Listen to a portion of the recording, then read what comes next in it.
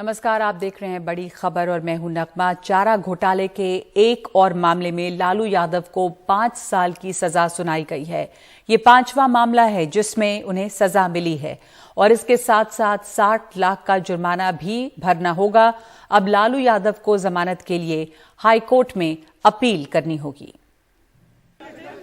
लालू यादव को फिलहाल जेल में रहना होगा क्योंकि झारखंड में 5वें और अंतिम मामले में उन्हें 5 साल की सजा दी गई। हालांकि वो अब तक 3.5 साल से अधिक समय तक जेल में गुजार चुके हैं। कोर्ट ने सजा आज सुनाया जिसमें लालू प्रसाद एवं अन्य 4 को 5 साल की सजा सुनाई गई और रेस्ट को 4 साल की सजा सुनाई गई। आज 40 लोगों के ये विरुद्ध सजा सुनाई गई, जिसमें से 5 लोगों को 5 साल की सजा सुनाई गई, बकिया को 4-4 साल की सजा। अब हम लोग तो इस आदेश के खिलाफ माननीय उच्च न्यायालय में अपील फाइल करेंगे और उसके बाद वहां से सस्पेंशन ऑफ सेंटेंस के लिए कोर्ट से प्रेयर होगा। वहीं पटना में मुख्यमंत्री नीतीश कुमार ने करीब 25 साल बाद स्वीकार किया कि इस मामले में जब PIL दायर हो रहा था तब उन्होंने याचिका पर साइन करने से मना कर दिया था। केसवा जब किए थे तब मेरे पास भी आए थे कि नहीं केस करना है तो आप करिए, ये सब मेरा काम नहीं है। तो बाकी लोग केस किए थे, अब है जो केस करने वाले में से कुछ लोग आजकल उन्हीं के साथ है, वो एक अलग बात है। और केस करने के बाद जब हुआ और अंत में सब पर जांच वांच शुरू हो गया तो ट्रायल हुआ है, सजा हुई है, तो इस बार में हम क्या कर सकते हैं। वहीं RJD कैंप में मायूसी तो दिखी लेकिन तेवर आक्रामक दिखे।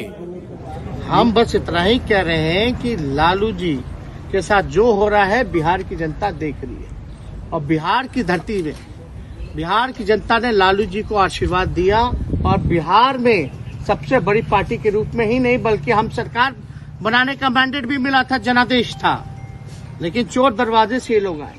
अब देख रहे हैं ना लोग भाई कि क्या लालू जी के साथ बार बार एक ही आदमी को प्रताड़ित किया जा रहा है। 26 वर्षों के इंतजार के बाद लालू यादव को डोरंडा कोषागार के मामले में 5 साल की सजा तो मिली है, लेकिन अन्य मामलों में 3 साल से अधिक जेल में रहने के कारण अगले कुछ हफ्तों में उनके वकीलों के अनुसार उन्हें इस मामले में जमानत मिल जाएगी। लेकिन लालू यादव के समर्थकों का कहना है कि CBI ने इस मामले में जितनी तत्परता लालू यादव को सजा दिलाने में दिखाई है, भ्रष्टाचार के अन्य मामलों में वो इतने सुस्त क्यों रहते हैं। रांची से हरिवंश और पटना से कैमरामैन हबीब अली के साथ मनीष कुमार, NDTV इंडिया के लिए। ये थी बिहार की राजनीति की खबर। और उधर उत्तर प्रदेश चुनाव में सीधे प्रधानमंत्री ने साइकिल को आतंकवाद से जोड़ दिया। अहमदाबाद धमाके का जिक्र करते हुए कहा कि वहां साइकिल पर बम रखे गए थे। अखिलेश ने इसे गरीबों का अपमान बताया और कहा कि ग्रामीण भारत का स्वाभिमान है साइकिल। क्या साइकिल आतंकवाद की निशानी है? हरदोई में प्रधानमंत्री ने सपा के चुनाव चिन्ह पर निशाना साधते हुए कुछ ऐसा ही इशारा किया। यहाँ समाजवादी पार्टी का जो चुनाव सिंबल है ना, उनका चुनाव का निशान है ना, तो शुरू में जो बम धमाके हुए वो सारे के सारे बम धमाके उन्होंने बम साइकिल पे रखे हुए थे। अब देखिए साइकिल पे बम रखे हुए थे। मैं हैरान हूं ये साइकिल को उन्होंने क्यों पसंद किया। यूपी चुनाव के सांप्रदायिकीकरण की ये एक नई कोशिश है। इसके पहले जिन्ना और बुलडोजर जैसे जुमले वहां पहले से ही चल रहे हैं। अखिलेश ने पहले ट्वीट कर इसका जवाब दिया, कहा कि खेत और किसान को जोड़कर उसकी समृद्धि की नींव रखती है हमारी साइकिल। सामाजिक बंधनों को तोड़ बिटिया को स्कूल छोड़ती है हमारी साइकिल। महंगाई पर उसका असर नहीं, उस सर पर दौड़ती है हमारी साइकिल। साइकिल आम जनों का विमान है, ग्रामीण भारत का अभिमान है। साइकिल का अपमान पूरे देश का अपमान है। और फिर उन्होंने अपने ढंग से चुटकी ली। ये भारतीय जनता पार्टी के लोग नहीं जान रहे कि इनके खिलाफ जनता में 440 करंट चल रहा है, वोल्ट का करंट। ये भारतीय जनता पार्टी वाले नहीं समझ पा रहे हैं। और आपने इनके बयान देखे होंगे, जिन नेताओं की भाषा बदली है वो जनता का समर्थन नहीं पा रहे हैं।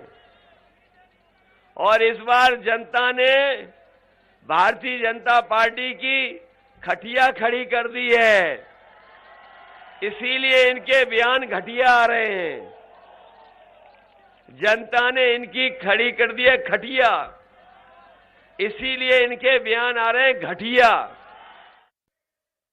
ये पहली बार नहीं है जब बीजेपी अखिलेश यादव और आतंकवाद को साथ जोड़ रही है। जो पूरे चुनाव प्रचार में बीजेपी के तमाम नेता कभी अखिलेश यादव को जिन्ना समर्थक, कभी पाकिस्तान समर्थक बताते आए हैं। प्रधानमंत्री मोदी के बयान के बाद तमाम लोग साइकिल के साथ अपनी तस्वीरें डालकर अपने तर्क दे रहे हैं, तो कुछ प्रधानमंत्री मोदी की ही साइकिल चलाते पुरानी तस्वीरें सोशल मीडिया में शेयर कर प्रधानमंत्री को ही ट्रोल कर रहे हैं। शुरुआत जिन्ना से हुई, फिर पाकिस्तान आया, हिजाब आया और अब साइकिल और आतंकवाद में नाता जोड़ा जा रहा है। ये चुनाव तक चलता रहेगा, लेकिन चुनाव में नतीजे क्या होंगे ये साइकिल चलाने वाले आम लोग भी तय करेंगे। भले ही प्रधानमंत्री ने जो बात कही है उनका निशाना समाजवादी पार्टी के ऊपर हो, लेकिन अब समाजवादी पार्टी इसको आम लोगों से, किसान गरीब लोगों से जोड़कर बता रही है। सहयोगी विनीत के साथ लखनऊ में सौरभ शुक्ला, NDTV इंडिया। और अब खबर उज्जैन से। वहां महाकाल मंदिर का धार्मिक महत्व बहुत बड़ा है और दूर दराज से लोग यहां पे आते हैं यहां की आरती में शामिल होने के लिए। इसके लिए खास पर्ची कटती है, लोग लाइन में लगते हैं भस्म आरती में शामिल होने के लिए।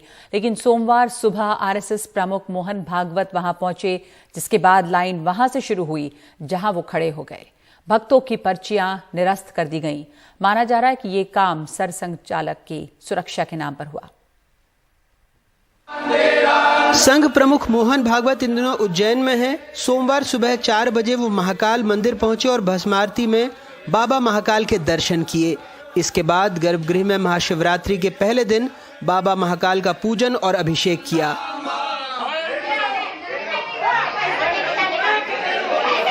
लेकिन ठीक एक दिन पहले देश दुनिया से आए आम श्रद्धालुओं ने सुबह से लाइन में लगकर भस्मारती की जो इजाजत ली थी उसे निरस्त कर दिया गया।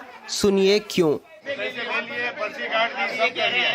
यहाँ पर आतंकी का कोई हमला है, इसलिए ना आपकी सिक्योरिटी के लिए हम कैंसिल कर रहे हैं। ऐसे हमारे को पागल बनाया जा रहा है और इससे पहले इन्होंने 100 बंदों को टिकट दे दी है और हमारे को टिकट दे नहीं रहे हैं अब ये, और हमारे पैसे भी ले लिए। दिक्कत आ रही है। ये लोग अभी क्या बोल रहे हैं, कल का दर्शन आपका नहीं होगा। हाँ, सुबह 5 बजे से हम लोग लाइन में इधर खड़े हैं। हाँ, पहला तो नंबर फिर दे दिया। नंबर कितना बजे लगा? 5 बजे लगा। सुबह का 6 से खड़े हैं, 5 बजे लगा। ना खाना खाया ना पानी, तो ऐसे ही लेके आए हम लोग, ना दवाई लिया। हाँ, कैसे करने का? हम लोग डायबिटीज वाले 65 ईयर्स की तो मैं हूँ।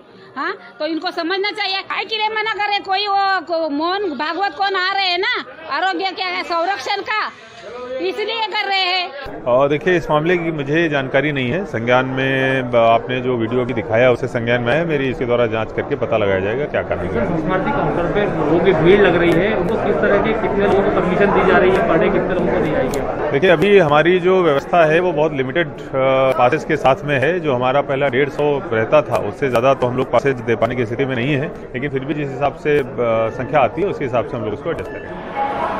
डॉक्टर भागवत 19 से 22 फरवरी तक उज्जैन में रहेंगे। वे इस्कॉन मंदिर में रुके हैं। इस साल उनका प्रवास मालवा प्रांत में है, जहां वो संघ की बैठकों के साथ सामाजिक कार्यक्रमों में भी उपस्थित रहेंगे। कहते हैं इस ईश्वर के घर में सब बराबर हैं, फिर भी जाने क्यों कुछ खास हैं जिनके लिए जब दरवाज़ा खुलता है तो आम भक्तों के लिए बंद हो जाता है। उज्जैन में अजय और भोपाल से कैमरा पर्सन रिजवान खान के साथ अनुराग द्वारी, NDTV इंडिया।